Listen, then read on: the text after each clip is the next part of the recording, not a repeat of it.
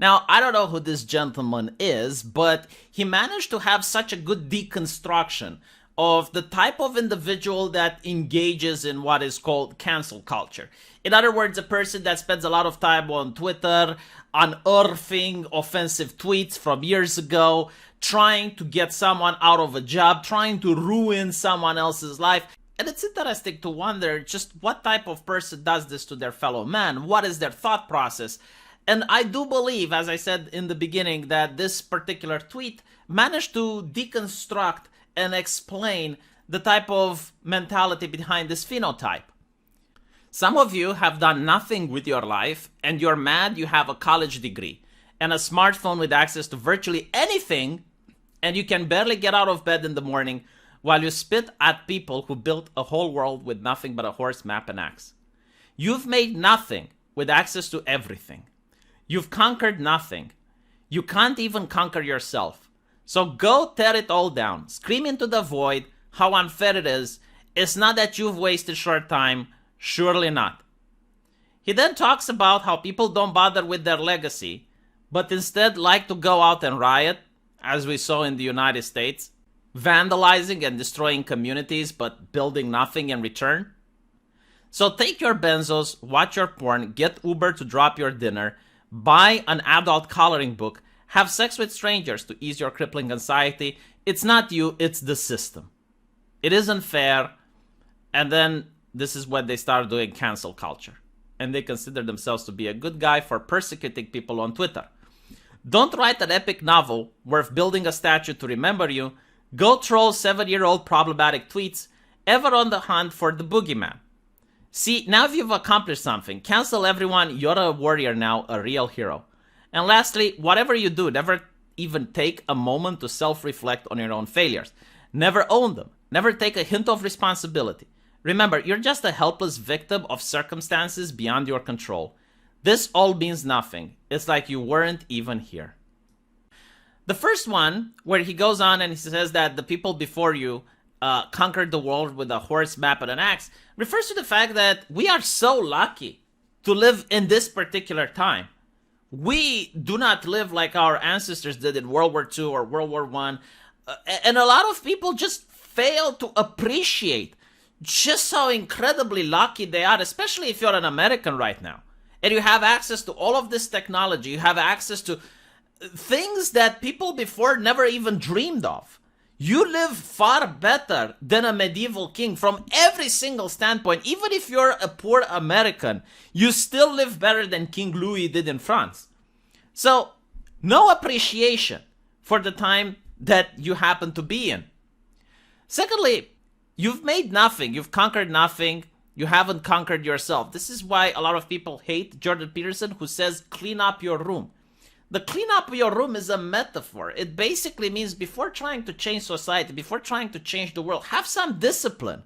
Every morning, clean up your room. This is something that is within your reach. You can actually accomplish this. But so many people choose not to because it's easy, because you don't have to. You can sleep in an unmade bed. And if you don't have discipline, then you're not going to manage to accomplish much in life. And because they can't accomplish much in life, then the pleasure they get is to tear other people down. If you can't build yourself up, then you can tear people down. And by comparison, now you're on top of the ladder. Even though you haven't moved at all, you just pull the person on top of you, pull them down, and now you're on top. But this is a destructive way of accomplishing things. And it's not sustainable, because eventually someone else will pull you down. The fact that it's unfair and you get to scream, I think this is also due to the fact that many people have been promised that if you go to a university and you study hard, you can avoid doing the menial jobs. This is a mentality that exists not only in Romania, but I think it's prevalent in the US, it's prevalent in the UK. So you go to a university, you study hard, you get student loan, and you avoid becoming a truck driver, you avoid becoming a builder or a plumber. I noticed that my colleagues looked with disdain at these type of jobs. But the reality is that while everyone went to the university, while everyone got their degree, There is now a shortage of plumber, truck drivers, builders. So these people are making money hand over fist, while you have people at universities that are sitting with diploma in their drawers.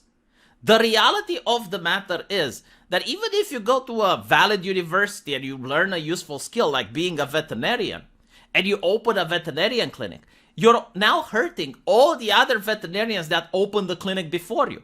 Because there are just so many clinics now. There aren't enough puppies and kittens for the number of veterinary clinics that there are there. The economy cannot encompass all of these degrees. So the people with degree end up being angry, upset because they were promised something and that weren't given to them. They actually worked hard for that diploma, but now they have student debt. And they're upset at capitalism. In a way, they should be upset at the universities that keep creating positions that will never be filled. Like, there is absolutely no standard of control for the university. There is no quality control for universities.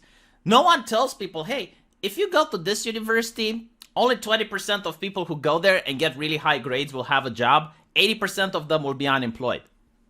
In the United States, the banks don't even do that. Like, the banks will give you a student loan, and you can go to a university that guarantees you're going to be unemployed. And then those people are upset because they actually did work hard for that degree. But they can't find a job, so now they have a student loan. And then they ask for, oh, we need to abolish student debt. But that doesn't fix the problem for the next generations of students that are going to be in the exact same position. Don't bother with your own legacy. Most of these people, from what I noticed on Twitter, I'm talking about, that are engaged in cancel culture, don't have children. And I think like having a child makes it so that you work harder, because now you have something to build. You know, just having a child is easy. Anyone can do it. But helping that child get through life, becoming independent, it is probably a satisfaction that very few people have. And it gets you to focus on something constructive, something positive. You stop caring about what goes on Twitter. You stop caring about, oh, we need to take down this person for saying this offensive joke. Your life gets more focused. And now you have something to fight for. So building a legacy is actually very important. You are shitting on long dead who aren't here to carry. Oh, yes, like this statue, right? This is what they're talking about. They're talking about the riots that happened in the US, where basically you had people going up against people who aren't here. It's like, oh, this statue, we need to tear it down. Oh, this thing, we need to tear it down. And then they channel their destruction to things that didn't hurt them, like Starbucks or Target. Because they believe, oh, well, this is part of capitalism and they're insured. But the people who worked at these Starbucks, the people who worked at this Target, have their lives ruined because now they don't have a place to work. So you create only destruction. You create only devastation. You're not building anything. You're not helping people. Take your benzos. Yes, I noticed this, especially in America. Like the moment someone goes to a psychologist and tells them that they're depressed, this is the first thing that they prescribe. Instead of prescribing, like, go work out. Try other methods, like natural means, in order to try to alleviate your depression. Work out, have a better diet, do a lot of other things to improve yourself. No, it's like, okay, take medication. Watch your porn. I mean, there are people who are addicted to this. Get Uber to drop off your dinner because most people don't even cook anymore. Like, a lot of people are not even couch potatoes at this point, but they're like frozen in front of the computer. This is their life. This is their daily thing. They sit on the chair in front of Twitter and they just get bored. So in order for their entertainment, they try to destroy other people. Buy an adult coloring book. I mean, if your entire childhood was focused on studying hard, you need to go to school, get good grades. Why? So you can get to university to get good grades. Why? So you have a job. And now you're unemployed. A lot of these people miss the fact that they never had a childhood. So they're doing childish things like buying a comic book. Have sex with strangers to use your crippling anxiety. The more sex you have with strangers, the least pleasant sex becomes. It's not you, it's the system, right? So again, get upset, dox someone, they deserve it, you're the good guy. Like the idea of virtue signaling, right? You're hurting others to show how good you are. You don't create something so people can appreciate what you have done.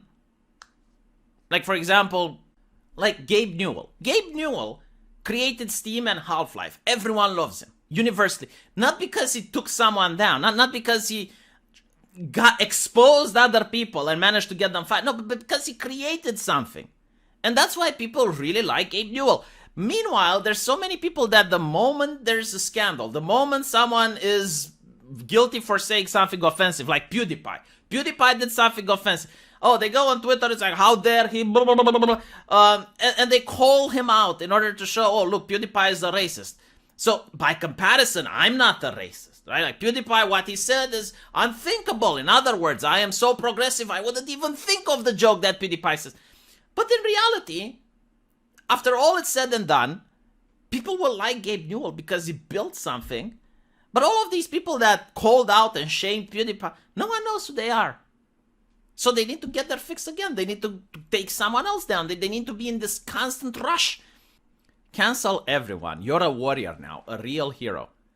So in the past, we had a horrible ideology of racism that was built on hatred. But now we have a more progressive version of that is built on pity. And this is what's happening on Twitter.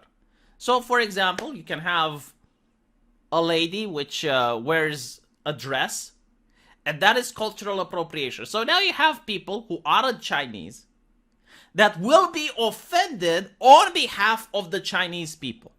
Because in their view, they are championing Chinese culture. And when you have an actual person from China saying, hey, I'm not offended, they will get aggressive towards that person because in reality, they're not trying to help Chinese people. They want to have the spotlight. They want to be the warrior for justice, championing a cause. And that person saying that they're not offended is problematic because now they're saying, hey, we don't need a hero.